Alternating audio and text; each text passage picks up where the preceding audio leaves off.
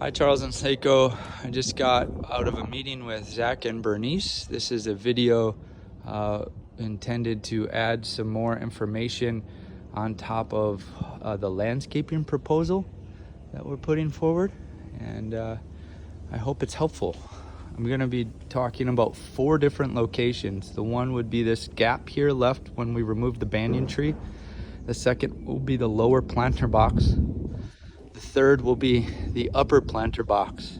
The fourth will be the area just outside of that column on Joey's side, intended to create a little bit of a physical barrier for people trying to hop the wall there. Up here, where the banyan was removed, in between the rocks, just here, we want to plant some more areca palms in order to match that existing line. And then Joey will be able to keep those trimmed so that she can still have a stunning ocean view from both the lower and upper portions of her home, but it will block the view of your home beneath. Down here at the base of the bougainvillea, we want to have palm grass. You can see some photos of that on page 1 of the proposal. Then up here on this wall, is coming out and above that wall are going to be ashok trees. They grow in columns with a dark leafy foliage. They're quite nice. And then at the base of them will be palm grass, just like down here, and that's gonna lightly spill over the wall. So I'll take you up here.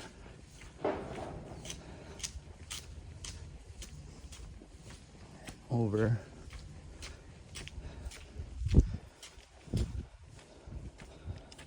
In this location, there is not a lot of room to work without occluding Joey's driveway even further. And Bernice is pretty adamant about maintaining a finite species palette here so that you don't introduce too many different types of plants. Otherwise it will look disjointed and unplanned. So she does want to put a small areca palm right here that will grow very similar to this.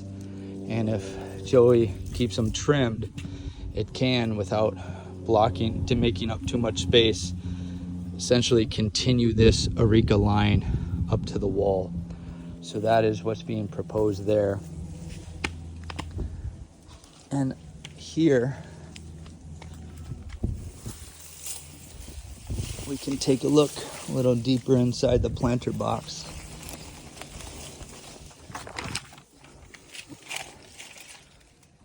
That area is going to be filled with dirt until about 4 to 6 inches below the backside of this wall. And then 15-gallon ashok trees will be planted all the way, spaced evenly. I apologize, I didn't ask how far apart they'll be spaced, but they will be rather close together because they don't branch, they grow up nice and straight and tall. And then there'll be 15 gallons in size based off of availability. We think that's going to initially be 6 to 8 feet tall. So they will initially be substantial trees that will go in. They'll have drip irrigation emitters placed on them. That's included in the proposal. Drip irrigation is favored because you don't want to overwater in a kind of an enclosed location like this. And then at their base, we'll use the same species of palm grass as we did on the lower for the upper, which will then kind of have sprigs that come out, as you can see in the watercolors, that kind of just spill over the wall. That's the intention. A quick word about the watercolors. Hopefully I can shed a little bit more light on them. So you can see on pages 4 and 5, you kind of have to look closely, but I see what they were trying to communicate now. So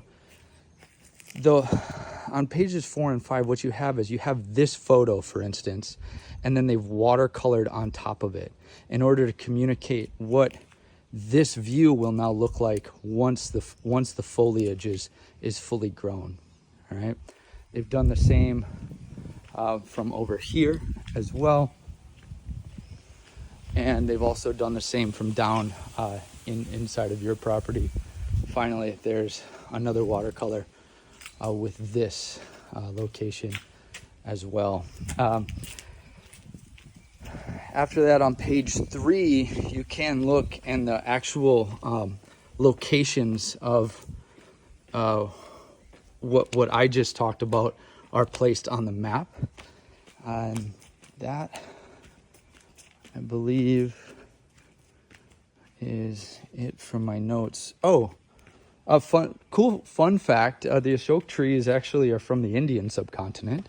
They're very common at both palaces and temples, and their